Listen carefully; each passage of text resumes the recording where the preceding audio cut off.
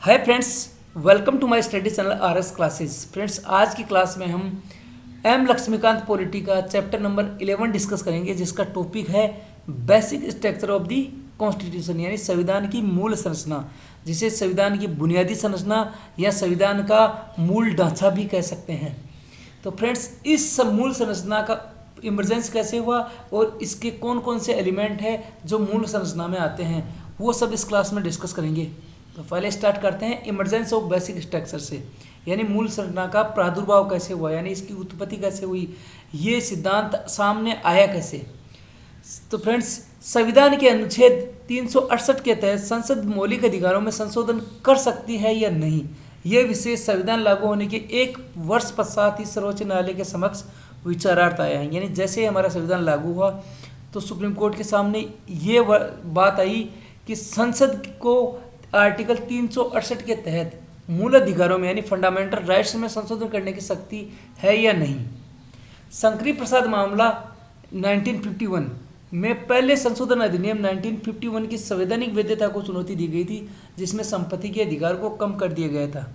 यानी जो पहला संशोधन अधिनियम हुआ था, जब हमारा संविधान लागू होने के बाद पहला जो संशोधन हुआ था 1951 में, उसमें क्या किया गया था, जो संपत्ति का अधिकार था उसको कम कर दिया गया था। यानी संपत्ति का अधिकार पहले क्या था, अपना आर्टिकल 31 के तहत एक क्या था, फंडामेंटल राइट्स था, तो उसको कम कर दिया गया था। और आपको पता है फंडामेंटल राइट्स को अगर कम करते हैं तो हम सुप्रीम कोर्ट या हाई कोर्ट में डायरेक्ट जा सकते हैं।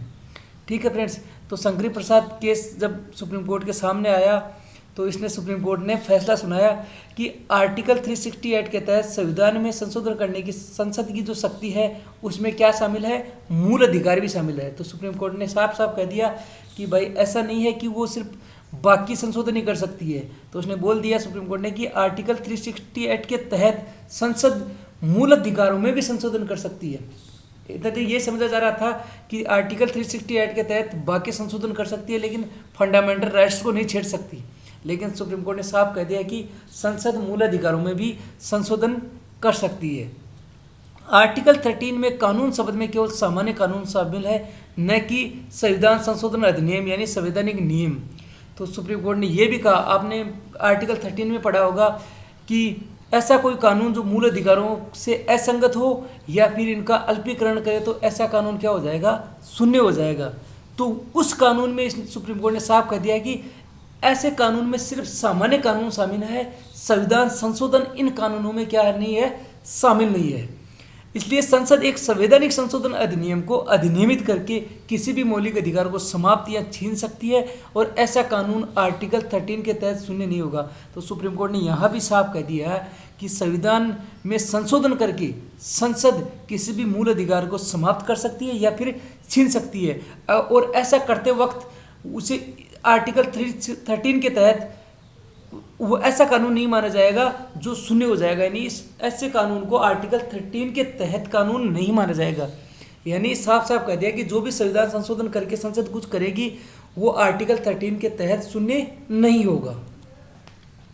लेकिन गोलकनाथ केस 1967 में सुप्रीम कोर्ट ने अपना पहले का रुख पलट दिया। उस मामले में 17वें संशोधन अधिनियम 1964 की संवैधानिक वैधता, जिसने 9वीं अनुसूची में कुछ राज्य अधिनियमों को शामिल किया था, को चुनौती दी गई। अब क्या किया गया था, जब ये संपत्ति के अधिकार को कम किया गया था तो ये सभी राज्यों ने अपने यहाँ ये अधिनियम पारित कर दिया था, और ऐसे जो अधिनियम थे इनको क्या किया था, संसद ने 9th शेड्यूल में डाल दिया था। और 9th शेड्यूल में अगर किसी अधिनियम को यानी किसी एक्ट को डाल दिया तो उस पर क्या नहीं था, जुडिशियल रिव्यू नहीं था, यानी आप उस बात को लेके किसी भी कोर्ट में नहीं जा सकते। तो इस बात के लिए जब जो गोलकनाथ मामला आया 1967 में, तो सुप्रीम कोर्ट ने अपने जो पहले वाले रुख थे उसमें बोला था कि संसद मूल अधिकारों में संशोधन कर सकती है, उस अपने फैसले को पलट दिया। और क्या कहा, तो सुप्रीम कोर्ट ने फैसला सुनाया कि मौलिक अधिकारों को एक लोकोत्तर या अपरिवर्तनीय स्थिति दी जाती है और इसलिए संसद इसमें किसी भी अधिकार को समाप्त या छीन नहीं सकती। एक संवैधानिक संशोधन अधिनियम भी आर्टिकल 13 के भीतर एक कानून है और इसलिए किसी भी मौलिक अधिकार का उल्लंघन करने के लिए शून्य होगा।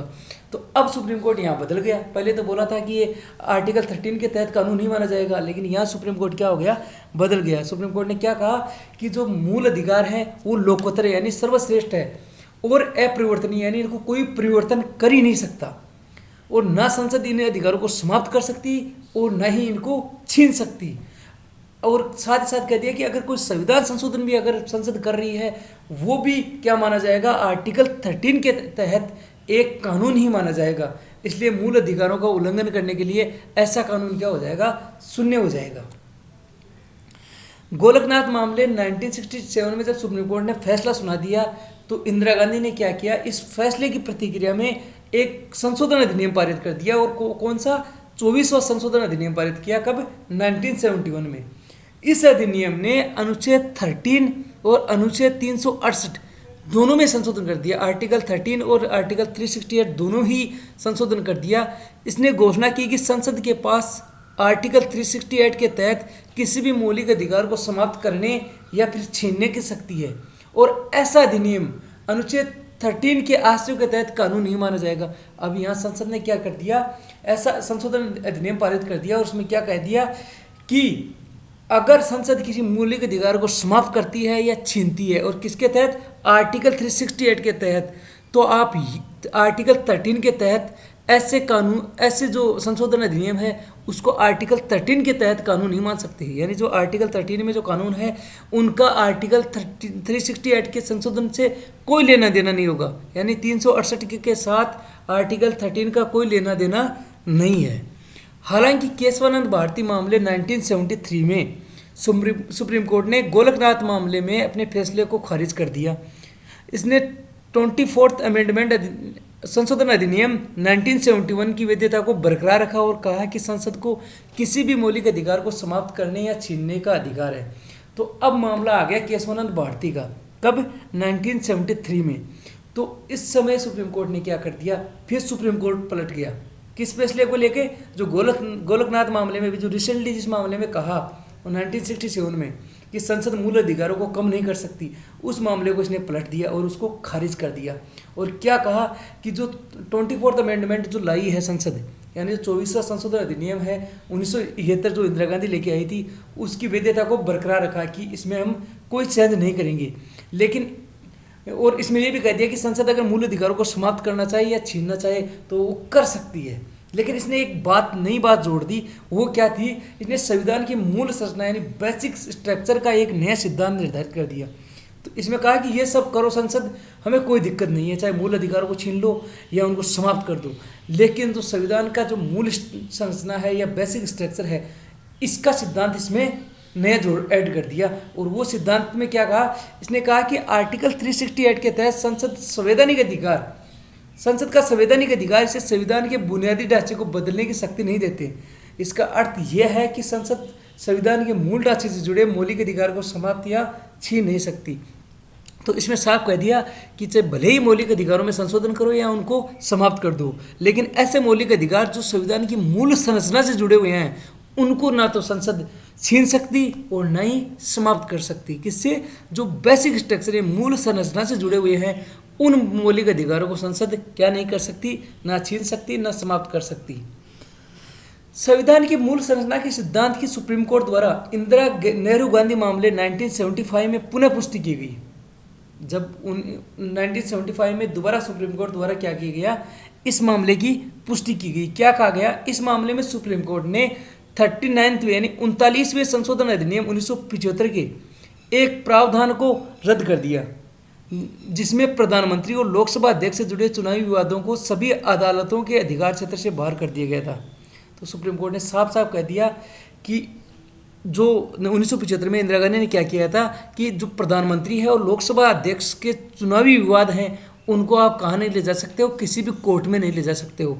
तो सुप्रीम कोर्ट ने इस मामले को क्या कर दिया, खारिज कर दिया। इस संशोधन को क्या कर दिया, खारिज कर दिया। क्या कहा सुप्रीम कोर्ट ने, सुप्रीम कोर्ट ने कहा कि ये प्रावधान संसद की संशोधन शक्ति से बाहर है क्योंकि संविधान के मूल ढांचे पर चोट करता है। तो उसने कह दिया कि संसद को भी एक सीमित शक्ति दी गई है और उस सीमित शक्ति के बाहर है ये करना क्या, प्रधानमंत्री और लोकसभा अध्यक्ष से जुड़े चुनावी विवादों को किसी अदालत में न ले जाना, ये क्या है, संसद की संशोधन शक्ति के बाहर है और ये मूल ढांचे पर क्या करता है, चोट करता है। तो इस वाले सब संशोधन है उसको क्या कर दिया, सुप्रीम कोर्ट ने रद्द कर दिया। फिर से न्यायपालिका द्वारा नव आविष्कृत इस मूल संरचना के सिद्धांत की प्रतिक्रिया में संसद ने 42वें संविधान संशोधन अधिनियम 1976 को पारित कर दिया। इस अधिनियम ने अनुच्छेद 368 में संशोधन किया और घोषणा की कि संसद की विधायी शक्तियों की कोई सीमा नहीं है और किसी भी संविधान संशोधन को न्यायालय में चुनौती नहीं दी जा सकती और किसी भी आधार पर, चाहे वो मौलिक अधिकारों का ही उल्लंघन क्यों नहीं हो। अब फिर इंदिरा गांधी सुप्रीम कोर्ट के फैसले से नाराज हो गई तो उसने एक नया अमेंडमेंट ला दिया। कौन सा? 42वां संशोधन अधिनियम। और उसमें कह दिया कि अनुच्छेद 368 के तहत कोई भी संशोधन अगर किया गया है और संसद के पास ऐसे संशोधन करने की जो शक्ति है उसकी कोई सीमा नहीं है, यानी संसद जहाँ तक चाहे संशोधन कर सकती है और ऐसे संशोधन को किसी न्यायालय में भी चुनौती नहीं दी जा सकती और किसी भी आधार पर, चाहे उस संशोधन ने मूल अधिकारों का ही उल्लंघन कर दिया हो। यानी अगर संसद आर्टिकल 368 के तहत मूल अधिकारों का अगर उल्लंघन भी करे तो ऐसे मामले को क्या नहीं कर सकते, किसी भी कोर्ट में चुनौती नहीं दे सकते। हालांकि मिनर्वा मिल्स मामले 1980 में सुप्रीम कोर्ट ने इस प्रावधान को अमान्य कर दिया क्योंकि इसने न्यायिक समीक्षा को बाहर रखा जो संविधान की एक बुनियादी विशेषता है। तो सुप्रीम कोर्ट ने क्या कर दिया, जो इन्होंने बोला ना किसी भी न्यायालय में आप चुनौती नहीं दे सकते, तो इस चीज़ को सुप्रीम कोर्ट ने क्या कर दिया, अमान्य कर दिया। किसमें? मिनर्वा मिल मामले में 1980 में। क्यों? क्योंकि इसमें जो न्यायिक समीक्षा है इसको बाहर रखा गया था और सुप्रीम कोर्ट ने साफ साफ कह दिया कि जो न्यायिक समीक्षा है वो भी क्या है, एक बेसिक विशेषता है या मूल संरचना का एक घटक है। यानी न्यायिक समीक्षा भी किस में आती है, बेसिक स्ट्रक्चर में आती है। तो इसको भी क्या कर दिया सुप्रीम कोर्ट ने, अमान्य करार दे दिया। आर्टिकल 368 के संबंध में बुनियादी संरचना के सिद्धांत को लागू करते हुए अदालत ने कहा, चूंकि संविधान ने संसद को एक सीमित संशोधन शक्ति प्रदान की है, तो सुप्रीम कोर्ट ने साफ कह दिया कि संसद के पास सिर्फ सीमित संशोधन शक्ति है। क्या है? सीमित संशोधन शक्ति। इसलिए संसद उस सीमित शक्ति के प्रयोग के तहत उस शक्ति को एक पूर्ण शक्ति में नहीं बदल सकती।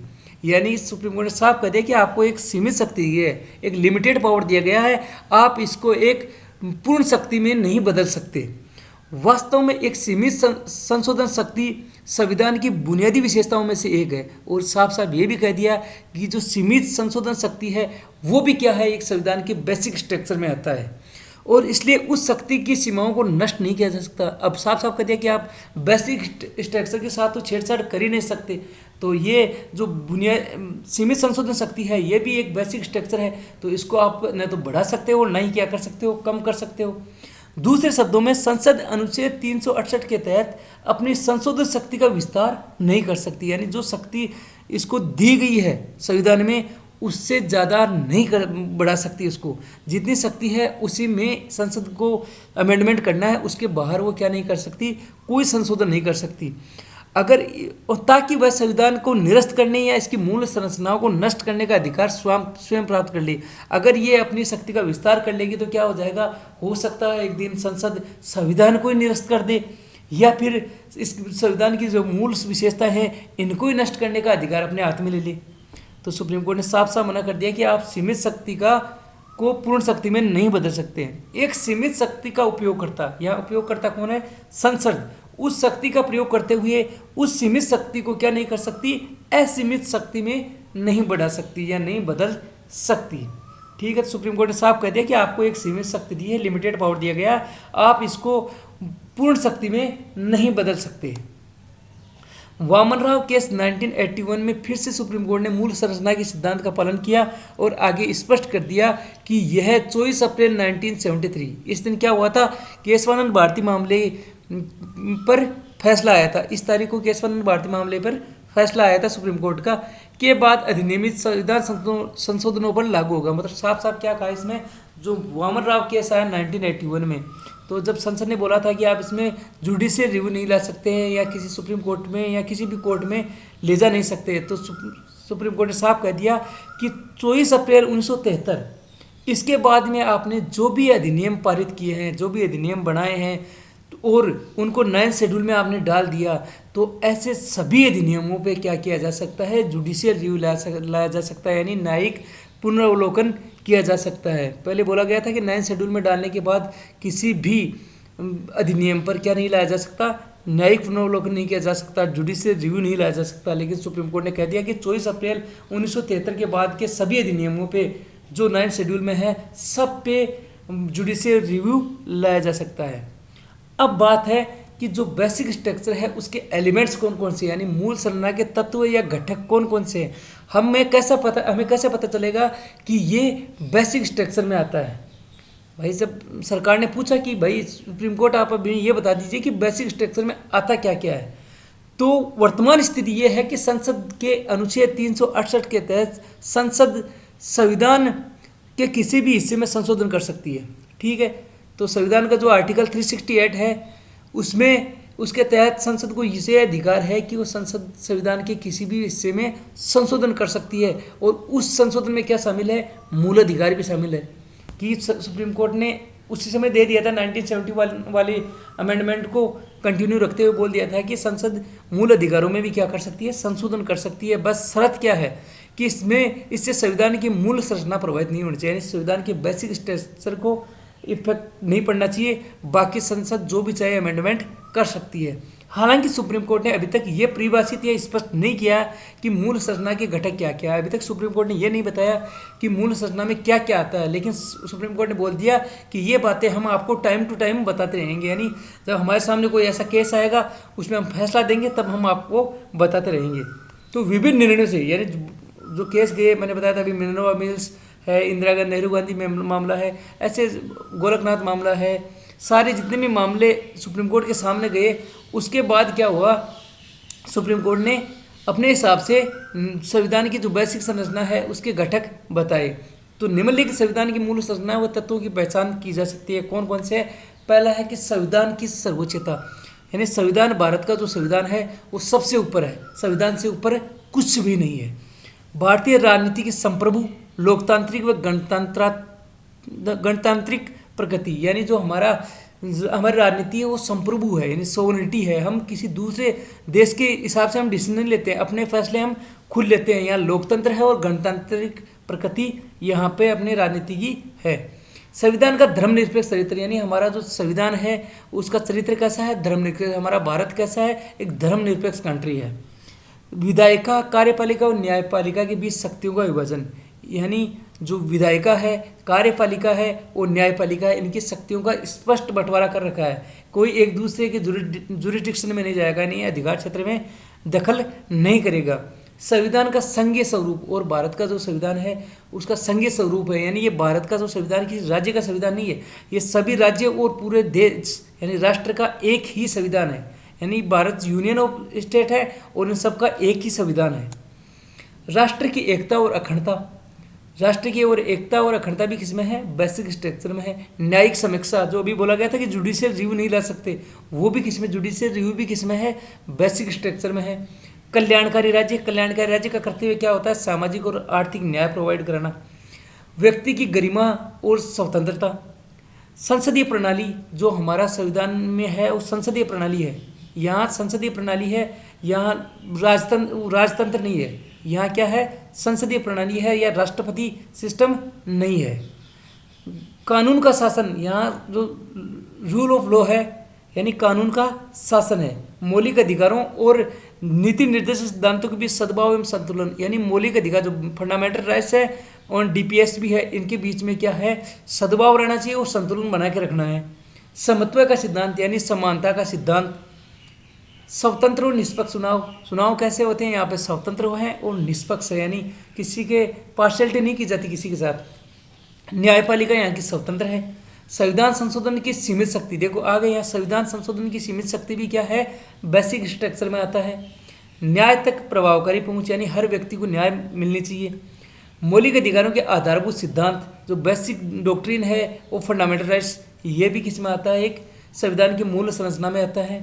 साथ ही साथ अनुच्छेद 32, 136, 141, 142 के तहत सुप्रीम कोर्ट की शक्तियाँ, कि इनके तहत जो सुप्रीम कोर्ट की शक्तियाँ हैं उनको भी संसद कम नहीं कर सकती।